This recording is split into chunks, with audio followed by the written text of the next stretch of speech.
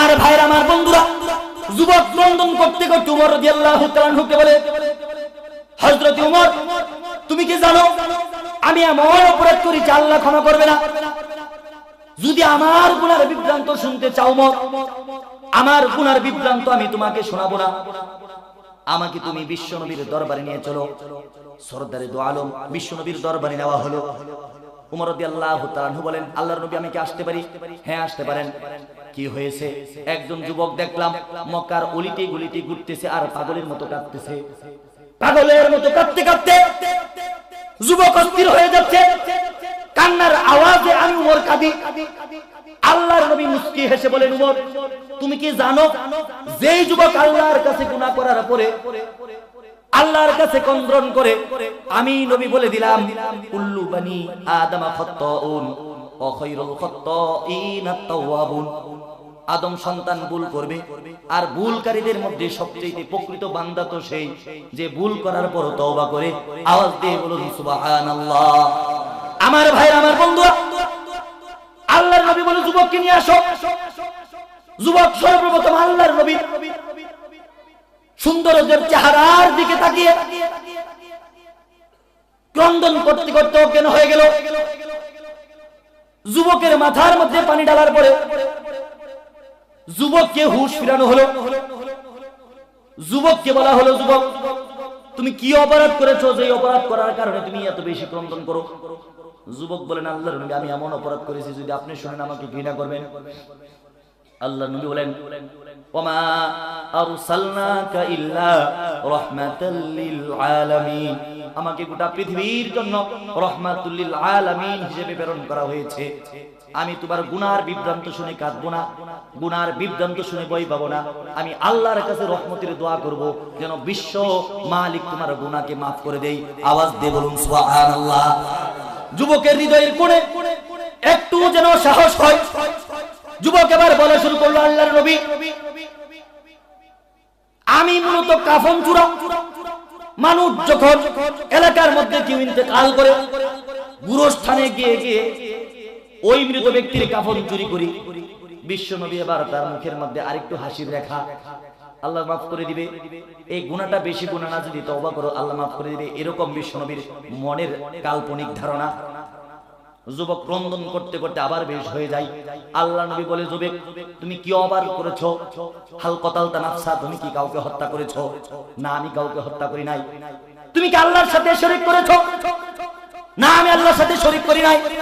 তাহলে তুমি কেন কাঁদো? যুবক এবার বলা শুরু করে দিল, আল্লাহর নবী রাহমাতুল লিল আলামিন, আমি কাফনের কাপড় চুরি করি। একজন ব্যক্তি আমায় এসে আমার কানের মধ্যে আওয়াজ দিয়ে বলে, আমার সহপাঠী কাফন চুরাইছে বলে। ওই কাফন চোরা তুই জানোস নাকি? মদিনার বুকে একজন সুরসী সুন্দর সুন্দরী 16 বছরের বয়সী একটা কুমারী যুবতী মেয়ে ইন্তেকাল করেছে। ওই কাফনের কাপড় আমরা চুরি করতে যাব। আমি বলে দিলাম, আমার ঘরের মধ্যে অভাব, আমার টাকার প্রয়োজন বেশি, আমার ঘরের মধ্যে স্ত্রী নাই, সন্তান নাই, আমার ঘরের মধ্যে অনেক পেরেশানি, আমি আজকে কাফনের কাপড় একা চুরি করতে যাব। আল্লাহর নবী, আমি কাফনের কাপড় চুরি করার জন্য ওই গুরুস্থানের ভিতরে প্রবেশ করে ফেলি। আস্তে আস্তে মহিলার কবর থেকে, যুবতী নারীর কবর থেকে আমি আস্তে আস্তে আশ্রে আশ্রে মাটি সরাইতে থাকি। যখন মাটি সরিয়ে বাঁশ দেখা পাই, আমি কাঁচা বাঁশের ছাউনিটা বেদ করে ফেলি। আস্তে করে আমি দুই হাত কবরের দুই পাশ দিয়ে গুরুস্থানের ভিতরে, কবরের ভিতরে প্রবেশ করে ফেলি, ঢুকে পড়ি। আল্লাহর নবী গো, আমি যখন কবরের ভিতরে ঢুকে পড়ি, আস্তে করে মহিলার মাথার মধ্যে যেই বাটটা ছিল ওই বাটটা আমি খুলে দেই। পায়ের মধ্যে একটা রশি ছিল, ওটাও আমি খুলে ফেলি। আল্লাহর নবী রাহমাতুল লিল আলামিন, আপনি শুনুন, মাথার বাট আমি খুলে নিলাম, পায়ের বাট আমি খুলে নিলাম, আস্তে আস্তে লম্বা চাদরটা আমি তার শরীর থেকে খুলে নিলাম, অতঃপর ছোট চাদরটাও আমি খুলে নিলাম, অতঃপর মাথার কাপড়টাও আমি খুলে নিলাম। সর্বশেষ ওই যুবতীর বক্ষ যুগল বেষ্টন করে যেই সাদা পোশাকটা ছিল, আমি ওই পোশাকটাও খুলে নিলাম। আল্লাহর নবী, আমি যখন সব পোশাক খুলে নিয়ে কাফনের কাপড়গুলো উপরে রেখে দিলাম, আমি উঠে যাব, হঠাৎ করে নিজ দিকে তাকিয়ে দেখি কত সুন্দর নারী, এমন সুন্দর মহিলা আমি আমি পৃথিবীতে কোনোদিন দেখি নাই বাচ্চার মেয়ে দেখেছি, প্রেসিডেন্টের মেয়ে দেখেছি, সমস্ত কাফেরের মেয়ে আমি দেখেছি। 10 বছরের মেয়ে দেখেছি, 20 বছরের মেয়ে দেখেছি, 40 বছরের মহিলা দেখেছি। এত সুন্দর মহিলা আমি কোথাও দেখি নাই। হঠাৎ করে শয়তান নামক প্রেসিডেন্ট আমার কপালের মধ্যে এসে বসে গেল, আমার মাথার মধ্যে এসে বসে গিয়ে বলে, যুবক তোর বয়স তো মাত্র 26, কাফন চুরি করে রুজি রোজগার করিস, কোনোদিন একটা সুন্দর বিবাহ করতে পারবি না, আজ পর্যন্ত একটা প্রেম করতে পারলি না, আজ পর্যন্ত একটা মেয়েকে ভালোবাসতে পারলি না, আজ পর্যন্ত বিবাহ করতে পারলি না, তোর সংসারের যে অবস্থা বিবাহ করতে পারিস কিনা এটাই তো সন্দেহ। আর যদি বিবাহ করতে পারিস এরকম জমিদার বংশের মেয়েকে বিবাহ করতে পারবি না, যদি জমিদার বংশের মেয়েকে বিবাহ করতে পারিস এরকম সুন্দরী মেয়েকে বিবাহ করতে পারবি না। যুবক আমি শয়তান বলে দিলাম, তুই মেয়ের সাথে জেনা কর, পৃথিবীর কেউ দেখবে না, মহিলাও বাধা দিবে না। আওয়াজ দিয়ে বলুন নাউযুবিল্লাহ। আমার ভাই আমার বন্ধুরা, আল্লাহর নবী এই ঘটনা শোনার পরে মাথাটা ঘুরিয়ে পিছন দিকে দিলেন। আল্লাহর নবী মুখ ফিরে নিয়েছেন। যুবক কাঁদতে কাঁদতে বলে, আল্লাহর নবী আমি আগেই জানতাম আমার ঘটনা শুনে আপনি মুখ ফিরে নেবেন। আমার ঘটনা বলা শেষ হয় নাই। আল্লাহর নবী তত বড় শুনুন, আমি যখন মহিলার সাথে অপকর্ম শুরু করে দিলাম, আমি আস্তে আস্তে মহিলার সব পোশাক খোলার পরে অপকর্মে যখন লিপ্ত হলাম, 10 মিনিট 15 মিনিট আমার মনের শয়তানের খাহেসাতকে আমি নিবারণ করে দিলাম। আমার বন্ধুরা আমার ভাইয়েরা মনে রাখবেন, পৃথিবীতে মানুষ গুনাহ করে শয়তানের ধোঁকা পড়ে। গুনাহ করার ফলটা, গুনাহ করার শুরুটা মজা, কিন্তু এর ফলটা বড় তিক্তা। আওয়াজ দিয়ে বলুন কথা ঠিক কিনা। যুবক জিনা করবে, জিনা করেছে গভীর রাতে, একদিন জিনা করার পরে সারা মাস টেনশন করেছে, আমি যে প্রেমিকার সাথে জিনা করলাম, যদি প্রেমিকা গর্ভবতী হয়ে যায় আমার ইজ্জত নষ্ট হয়ে যাবে। আওয়াজ দিয়ে বলুন কথা ঠিক কিনা। যুবক বলেন, আল্লাহর নবী আমি যখন জিনা করলাম আমার ভিতরে টেনশন ঢুকে গেল, আমি ভয় পেয়ে গেলাম। মৃত ব্যক্তির সাথে জিনা করেছি, আমার ভিতরে টেনশন ফিল করতেছে। আমি 2 হাত কবরের উপরে রেখে আমি লাফ দিয়ে কবরের উপরে উঠে যাব, এরকম নিয়ত করলাম। হঠাৎ করে আমি ভাবলাম কে যেন থাপ্পড় দিয়ে আমার পায়ের মধ্যে ধরেছে। আমি নিচ দিকে তাকিয়ে দেখি মহিলা ধরে নাই, মহিলা তো শুয়ে আছে, মহিলা নাপাক অবস্থায় শুয়ে রয়েছে। আল্লাহর নবী আমি মহিলার চোখের দিকে তাকাইলাম, আমি চোখের দিকে তাকাই দেখি 2টা চোখ বন্ধ, মুখটার মধ্যে উজ্জ্বল হাসির রেখা। মহিলা যেন আমাকে বলতেছে, যুবক দুনিয়াতে যদি আমি সুন্দরী মহিলা ছিলাম, আমার সাথে যদি জিনা করতা, আমাকে যদি নাপাক করে দিতা, আমি গোসল করে পবিত্র হয়ে গিয়ে আল্লাহর কাছে তওবা করে নিতাম। আওয়াজ দিয়ে বলুন কথা ঠিক কিনা। আল্লাহর নবী আমি ভাবতেছি, মহিলা আমাকে বলতেছে, যুবক আমি যদি জীবিত থাকতাম, আল্লাহ যদি তোমার সাথে আমার বিবাহ বন্ধনের আবদ্ধ করে দিতেন, আমার জীবন আমার যৌবন তোমার জন্য ঢেলে দিতাম, আমি আর তুমি দুনিয়াতেও স্বামী স্ত্রী থাকতাম, আখিরাতেও স্বামী স্ত্রী থাকতাম।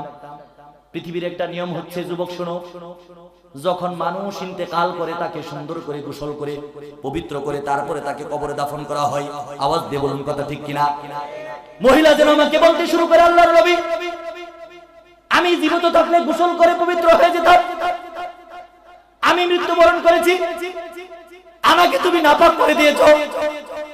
আল্লাহর নবীর আল্লাহ পাকের ফেরেশতা হযরতে ইসরাফিল আলাইহিস সালাতু ওয়াস সালাম যেদিন সিংহার মধ্যে 3টা ফু দিবে, আল্লাহ পাক রব্বুল আলামিন যেদিন বিলকুম বিইذنিল্লাহ আল্লাহর নামে দাঁড়িয়ে যাও, আল্লাহর কসম রে যুবক বলে দিলাম সব কবরের লাশগুলো দাঁড়িয়ে যাবে, আমি আল্লাহর কাঠগড়ায় বিচার না করে দাঁড়াবো না। আওয়াজ দিয়ে বলুন সুবহানাল্লাহ। যুবক বলে, আল্লাহর নবী আমি চিন্তা করলাম মহিলা তো আসামির কাঠগড়ায় আমাকে দাঁড় করে দিবে, আল্লাহর নবী আপনি বলুন আল্লাহ আমাকে ক্ষমা করবে কিনা। আল্লাহর নবী মুখটা ফিরে নিলেন। এতক্ষণ তো আবু বকর খুশি ছিল, ঘটনা শোনার পরে আবু বকর চোখের জল ছেড়ে দিয়ে বলে, যুবক কি কুলাঙ্গার, তুই কি কাজ করলি। উমর তার গর্দান ফিরিয়ে নিয়েছে, উসমান আলী রাদিয়াল্লাহু তাআলা আনহুমা উভয় তাদের মুখ ফিরিয়ে নিয়েছে। আমার ভাইরা আমার বন্ধুরা বুঝে থাকলে বলুন, এই যুবকের কি এখন এই পৃথিবীতে কোনো বন্ধু আছে নাকি? পৃথিবীর সবচেয়ে পরম বন্ধু বিশ্বনবী মুহাম্মদুর রাসূলুল্লাহ সাল্লাল্লাহু আলাইহি ওয়াসাল্লাম যুবককে অস্বীকার করে দেয়। যুবক তার কলিজার মধ্যে হাত দিয়া পাগল পারা হয়ে পাহাড়ের উপর চলে যায়, পাহাড়ের উপর কাঁদতে কাঁদতে অস্থির হয়ে যায়। যুবক কেঁদে কেঁদে কণ্ঠে বলে, আল্লাহ, পৃথিবীর সব মানুষ আমাকে ঘৃণা করে, এমন অপরাধ করেছি কোন পৃথিবীর কোন বাবা আমার কাছে মেয়ে দিবে না, পৃথিবীর কোন সন্তান আমাকে বাবা বলে ডাকবে না, তোমার নবীও তো আমার সে অস্বীকার করেছে, আমার কি হবে? একদিন, 2 দিন, 3 দিন, 40 দিন পর্যন্ত হয়ে গেল। 40 দিন পরে আল্লাহর নবীর কাছে আল্লাহ জিবরাইল আলাইহিস সালাতু ওয়াস সালামকে পাঠিয়ে দিলেন। জিবরাইল এসে আল্লাহর নবীকে বলেন, আল্লাহর নবী, আল্লাহ পাক রব্বুল আলামিন আপনার কাছে কিছু জানতে চেয়েছেন। বিশ্বনবী আশ্চর্য হয়ে গেলেন। আল্লাহ পাক রব্বুল আলামিন বলেন, ওয়া মা ইয়ানতিকু আনিল হাওয়া ইন হুয়া ইল্লা ওয়াহায়ুন ইউহা। সারা জীবন আল্লাহ শুধু আমাকে জানিয়েছেন, আল্লাহর শিখানো বাক্যগুলো আমি জবান দ্বারা উচ্চারণ করেছি। আজকে আল্লাহ পাক আমার কাছে কি জানতে চাই? জিবরাইল বলেন, আল্লাহর নবী, আল্লাহ আপনার কাছে জানতে চেয়েছে এই পৃথিবীর সমস্ত মাখলুকাতের সৃষ্টিকর্তাকে। আওয়াজ দিয়ে বলুন কথা ঠিক কিনা? আল্লাহর নবী বলেন, জিবরাইল এই কথা কেন বললা? পৃথিবীর সমস্ত মাখলুকাতের সৃষ্টি একমাত্র আহকামুল হাকিমিন মহান রব্বুল আলামিন আল্লাহ পাক রব্বুল আলামিন। জিবরাইল দ্বিতীয় প্রশ্ন করেন, আল্লাহর নবী আপনি বলুন, এই পৃথিবীর সমস্ত মাখলুকাতের রিজিকের ব্যবস্থা, খাবারের ব্যবস্থা কে করে? গর্তের পিপিলিকার খাবারের ব্যবস্থা কে করে? মহাসমুদ্রের নীল তিমির 3 বেলা খাবারের ব্যবস্থা কে করে? প্রতিবন্ধী, বাবা নাই মা নাই, এই ব্যক্তির খাবারের ব্যবস্থা কে করে? জঙ্গলের সাপের খাবারের ব্যবস্থা কে করে? বা ব্যাঙের খাবারের ব্যবস্থা কে করে? আল্লাহর নবী চোখের জল ছেড়ে দিয়ে বলেন, জিবরাইল এমন প্রশ্ন কোনোদিন শুনি নাই। তুমিও জানো সব পৃথিবীর মাখলুকাতের সৃষ্টিকর্তা আল্লাহ, তাদের রিজিক দাতা আল্লাহ। এবার জিবরাইল বিশ্বনবীকে 3 নাম্বার প্রশ্ন ছড়ে দেয়, বিশ্বনবী আপনি বলুন, পৃথিবীর কোন মানুষ, কোন জিন যদি আল্লাহর সাথে নাফরমানি করে, আল্লাহর কাছে গুনাহ করে, মানুষের হক নষ্ট করে, এই গুনাহ মাফ করে দেওয়ার মালিক কি আপনি বিশ্বনবী নাকি আল্লাহ পাক রব্বুল আলামিন? আওয়াজ দিয়ে বলুন সুবহানাল্লাহ। বিশ্বনবীর বুঝার আর বাকি রইল না। বিশ্বনবী বলে দিলেন, জিবরাইল আমি বুঝতে পেরেছি, একজন যুবক 40 দিন পূর্বে আমার কাছে এসেছিল, আমি তাকে অস্বীকার করেছিলাম। আমার মনে হয় যুবকের তওবা আল্লাহ পাক রব্বুল আলামিন কবুল করেছে। জিবরাইল বলেন, আল্লাহর নবী আসলে ঘটনাটা তাই। আবু বকর এবার আফসোস করে করে বলে, আল্লাহর নবী আমি তো অপরাধ করেছি, যুবকের কাছ থেকে মুখ ঘুরিয়ে নিয়েছিলাম। ওমর একই কথা, হযরতে উসমান, হযরতে তালহা, হযরতে জুবাইর, হযরতে আলী রাদিয়াল্লাহু তাআলা আনহু মুখে একই ধ্বনি উচ্চারণ, আমরা অপরাধ করেছি। সমস্ত সাহাবীরা মিলে যুবককে খুঁজতে গেল। যুবক আল্লাহর কাছে তওবা করে 2টা পা পাহাড়ের উপরে দিয়ে, 2টা পা মাথাটা নিচ দিকে দিয়ে যুবক কাঁদতে কাঁদতে আল্লাহর কাছে বলেন, আল্লাহ 40 দিন যাবত তোমার কাছে তওবা করি, আল্লাহর নবী আমাকে অস্বীকার করেছে, আবু বকর আমাকে অস্বীকার করেছে, ওমর আমাকে অস্বীকার করেছে, তালহা আমাকে অস্বীকার করেছে, জুবাইর আমাকে অস্বীকার করেছে, আলী রাদিয়াল্লাহু তাআলা আনহু আজমাইন আমাকে অস্বীকার করেছে। আল্লাহ তুমি maaf না করলে আমি আর এই পৃথিবীতে বেঁচে থাকতে চাই না। আল্লাহ রাব্বুল আলামিনের কাছে আল্লাহ পাক রব্বুল আলামিন বিশ্ব নবীর কাছে আয়াত নাযিলের মাধ্যমে যা দিলেন, ফাস্তাগফিরু রাব্বাকুম ইন্নাহু কানা গফফারা। আওয়াজ দিয়ে বলুন সুবহানাল্লাহ।